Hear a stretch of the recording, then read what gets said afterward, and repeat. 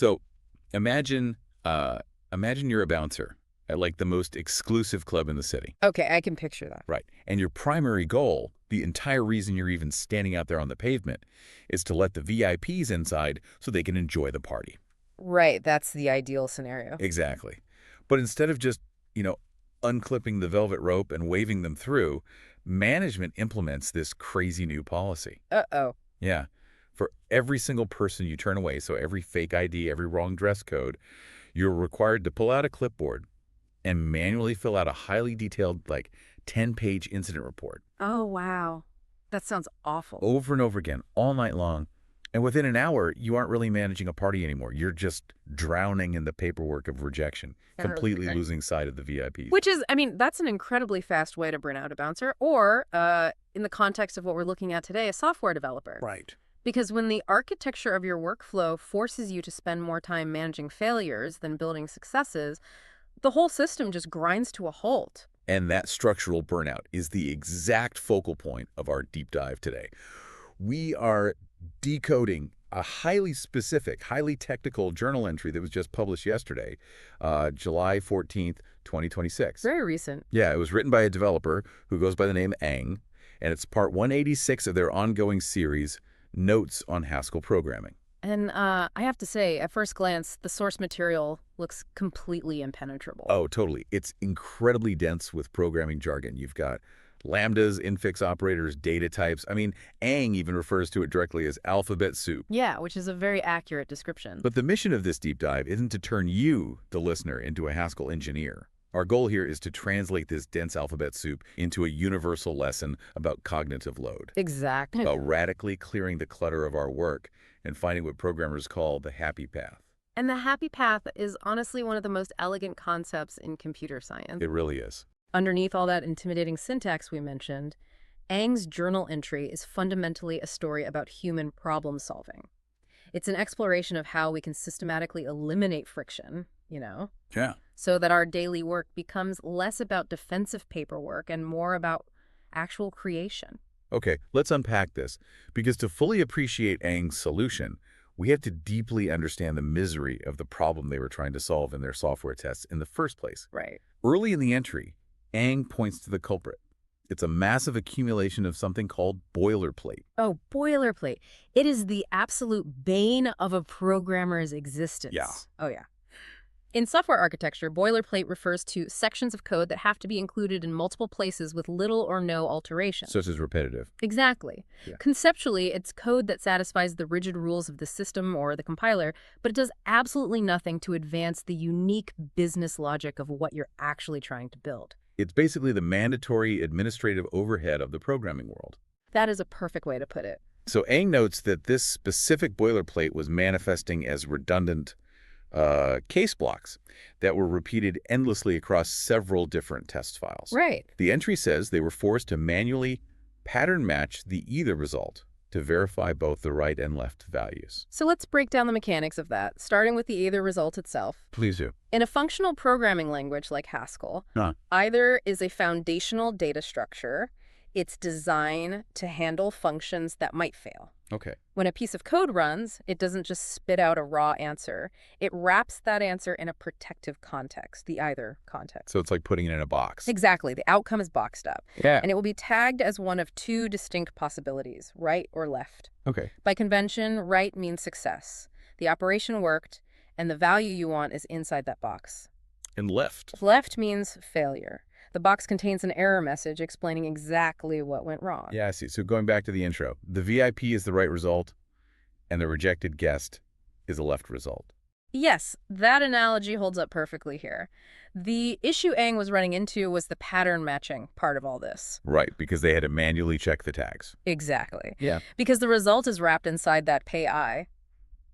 Either box, the system forces the developer to write explicit instructions for opening the box and handling both possible tags every single time they run a test. Oh, man.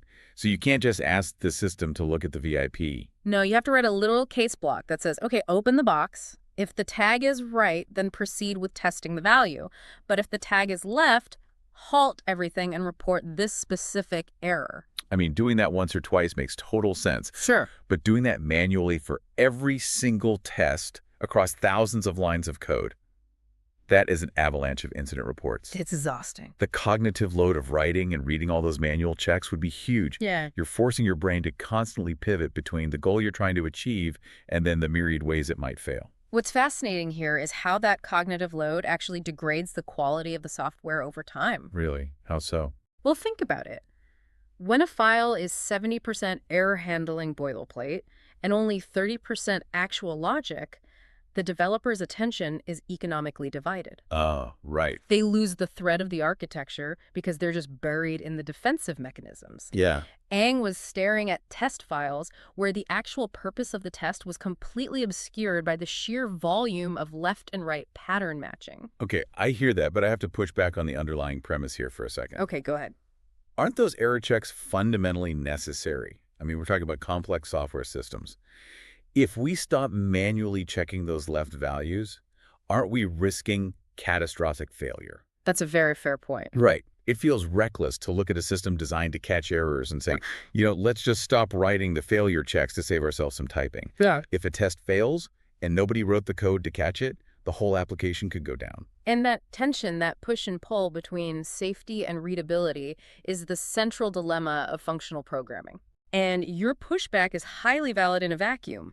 If Ang were simply deleting the error checks entirely, it would absolutely be reckless. Right, the app would just crash silently. Exactly. But that is not what is happening here. The transition Ang is making isn't about ignoring the left outcomes. It's about shifting the responsibility of handling them. Shifting the responsibility. Yeah. It is a move from manual micromanagement to structural automation. Okay, so how does that automation actually work without losing the safety net? So Ang introduces a small but incredibly powerful code diff, a change in the file. They add an import statement plus import test helpers, and then in parentheses, assert right default args. Okay. The critical component there is the assert right function. By importing and deploying this helper function, Ang is essentially hiring a manager to stand at the door. Oh, I like that. Assert right is a piece of code specifically engineered to take that either box and handle the pattern matching automatically under the hood. I see. So the assert right function is pre-programmed with the logic to handle the rejection. Yes, exactly. If it opens the box and sees a left tag, it already knows how to halt the test and file the error report without the developer needing to type out those specific instructions in that specific file. The safety net remains completely intact, but the code itself becomes radically lighter. That makes so much sense. When you use a helper function like assert right, you're engaging a concept called abstraction. Right, abstracting away the pain. Essentially, yes. You're hiding the complex, repetitive implementation details behind a very simple interface. By offloading the failure routing to assert right, the developer's file shrinks dramatically. Just visually, it's less clutter. Yes, but the psychological shift is even more profound than the visual cleanup. Because you aren't looking at failures anymore. Exactly. It allows the developer to reorient their entire thought process back to the core objective. They don't have to look at the rejections anymore. They are standing firmly on the happy path, dealing exclusively with the right outcomes. Here's where it gets really interesting, especially for those of you listening who don't write a single line of code in your daily lives. Right, because this applies to everyone. Totally. The concept of the happy path and abstracting our boilerplate goes way beyond software. If you look at your own workflow, you likely have an enormous amount of manual left error checking. Oh, absolutely. It might be triple checking data entries, writing defensive emails to cover your tracks just in case a project fails, or, sitting in alignment meetings that only exist to prevent miscommunication rather than build the actual product. Yes, so much of that. We spend so much of our professional lives manually managing the potential for failure. And Ang's move to assert right is a challenge to all of us to find tools, processes, or even organizational habits that automate that defensive work. So that we can preserve our finite cognitive bandwidth for actual creation. Exactly. Preserving that bandwidth is crucial because, once you clear away the boilerplate, the work doesn't magically finish itself. Sadly not. You still have to execute the core logic. Which perfectly bridges us to the next hurdle in Ang's journal. We have successfully hired assert right to manage all the left errors. The path is clear. The VIP is standing right in front of us. Yes. But assert right is just a manager. It needs to know what we actually want to do with that VIP. How does Ang communicate the instructions for this newly cleared happy path? To communicate those instructions, Ang relies on a concept called the lambda, or an anonymous function. Anonymous function. Oh. Yeah. In the journal entry, Ang specifically highlights the syntax for this, pointing out that in Haskell, typing a single backslash declares a lambda. Just a single backslash. Just backslash. Yeah. You know, the word lambda carries so much weight in computer science, but the idea of an anonymous function is actually quite intuitive once you strip away the terminology. It really is. If a standard function is a named set of instructions, like a saved recipe in a cookbook that you can reference anytime, then an anonymous function is a disposable, unnamed set of instructions used only for the exact moment you are in. And the disposable nature of it is key to its elegance. How so? Well, in programming, whenever you create a named function, you're adding to the global vocabulary of that program. You're telling the system, remember this name, allocate memory for it, make sure no other function ever uses this same name. It sounds like a lot of commitment. It is. If you're writing a complex mathematical algorithm that you will use hundreds of times, giving it a name is necessary. But in the context of Ang's test files, the task on the happy path is usually incredibly narrow and highly specific to that single moment. Right. You don't want to publish a formal, globally recognized recipe just to check if one specific file has a PDF extension. Exactly. The overhead of naming and storing that tiny instruction would become its own form of boilerplate. Well, yeah. So instead, Haskell allows you to pass the behavior itself as raw data. That is what the backslash initiates. It's like a trigger. Yes. By typing the backslash, Ang is telling the compiler, I am about to hand you a raw, unnamed action. Don't file this away in the library. Just take this action, run it against the right value we just extracted, and then throw the instructions away. It takes the bouncer analogy to a whole new level of specificity. I'm curious to hear this. Well, it's like the bouncer uses their standard protocol to filter out the rejections, right? That's assert right. Okay. But for this one specific guest, you hand the bouncer a tiny handwritten sticky note that says, check if this person's middle name is James. Yes. The bouncer reads the note, checks the ID, and then immediately throws the sticky note in the trash. The backslash is the sticky note. It's a localized, temporary injection of logic. That is spot on. The mechanism of passing behavior as data treating functions the exact same way you treat variables or numbers is a hallmark of functional programming. But there's a catch, right? Oh, definitely.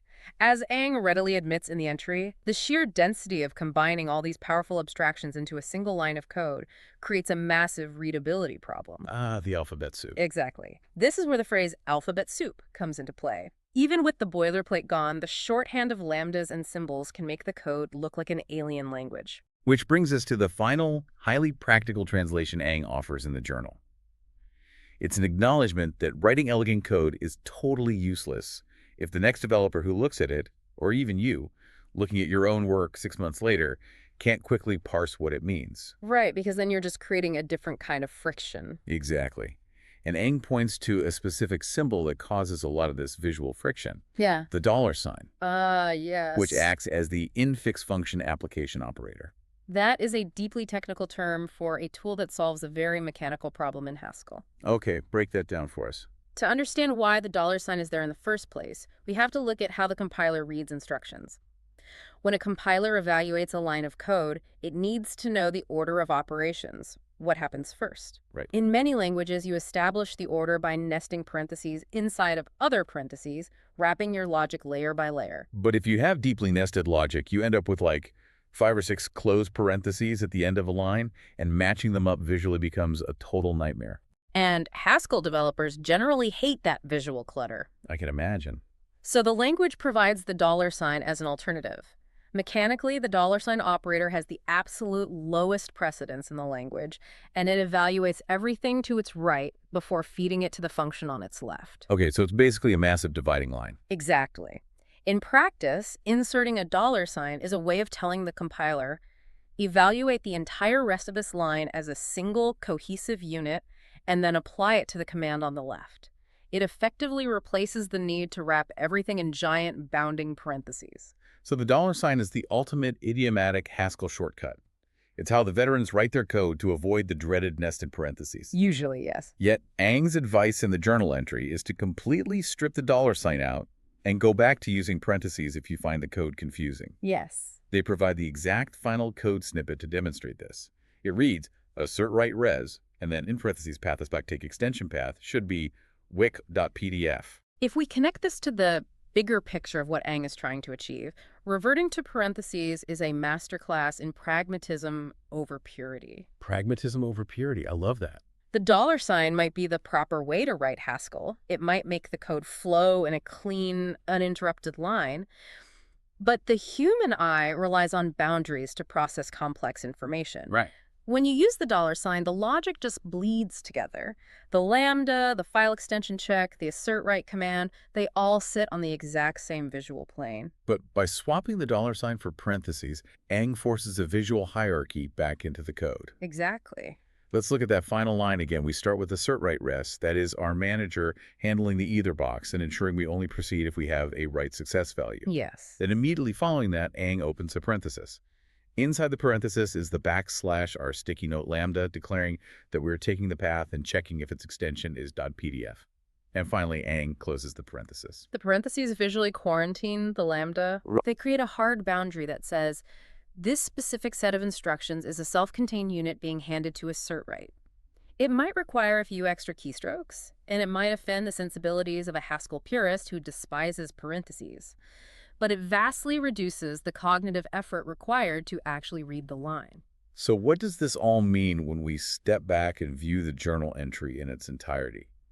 We began with a developer drowning in the misery of boilerplate. Right, the endless case blocks. They were spending massive amounts of cognitive bandwidth, manually managing the left and right outcomes of an either data structure, writing endless incident reports for test failures instead of focusing on the actual software. And the first major breakthrough was architectural. By deploying the assert write helper function, Aang automated the error handling pipeline. Yep. They utilized abstraction to trap the failures under the hood, fundamentally shifting their focus away from the edge cases and firmly back onto the happy path. Then the second breakthrough was about localized logic. Once on the happy path, Aang utilized the mathematical elegance of the lambda, the anonymous function, triggered by a single / to pass highly specific, disposable behavior as raw data, without cluttering the global architecture of the program. And the final breakthrough was purely human-centric. Recognizing that all this abstraction and shorthand creates an intimidating alphabet soup, Aang chose visual accessibility over idiomatic purity. Replacing the dollar sign. Yes. By rejecting the lowest precedence dollar sign operator and reintroducing explicit parentheses, Aang constructed clear visual boundaries, ensuring the code remained legible for the human beings who actually have to maintain it. It is a remarkable progression from chaos to clarity. Aang systematically dismantled the friction in their workflow, proving that the best code isn't just about giving the machine the correct instructions. Right. It's about protecting the developer's attention span. And the protection of attention is paramount. But looking at the trajectory of software engineering through the lens of Aang's 2026 journal entry leaves us with a highly provocative thought. Oh, where are we going with this? Well, we have spent this entire deep dive celebrating how developers build brilliant abstractions like assert write to automate the failures, handle the boilerplate, and manage the guardrails. Yeah. So the human can focus purely on writing the creative logic of the happy path. The human gets to do the fun part. The human decides what the software actually achieves when everything works perfectly. For now, yes. No, for now. But as large language models and autonomous coding tools evolve, their ability to synthesize vast amounts of code is accelerating. The machine is becoming incredibly adept at recognizing the goal and generating the standard operations to achieve it. Okay, I see where you're going. It raises a fascinating inversion of our current paradigm. As tools get smarter, how long until the machine is the one writing the happy path entirely on its own? If the AI can autonomously design the most efficient way to achieve a right outcome, the role of the human developer completely flips. That's wow. Instead of abstracting away the errors to focus on the success, humans might soon find themselves entirely abstracted out of the happy path. So what would we even do? Our sole job might become defining the constraints, mapping the edge cases, and manually programming the intricate left failures to ensure the machine doesn't cause harm while it sprints down the happy path. That is, we might end up permanently standing at the velvet rope doing nothing but writing the incident reports. Exactly. That is a haunting and entirely plausible future to consider. Are we automating ourselves right out of the creative center of our own architecture? That's a profound thought to take with you today. We want to thank you for joining us as we decoded Aang's Haskell journal. As you tackle your own projects, Look critically at your workflows. Find the boilerplate. Yes, find the boilerplate that is draining your energy. Abstract the friction, utilize your own sticky notes, and build systems that protect your attention. We will see you on the next deep dive.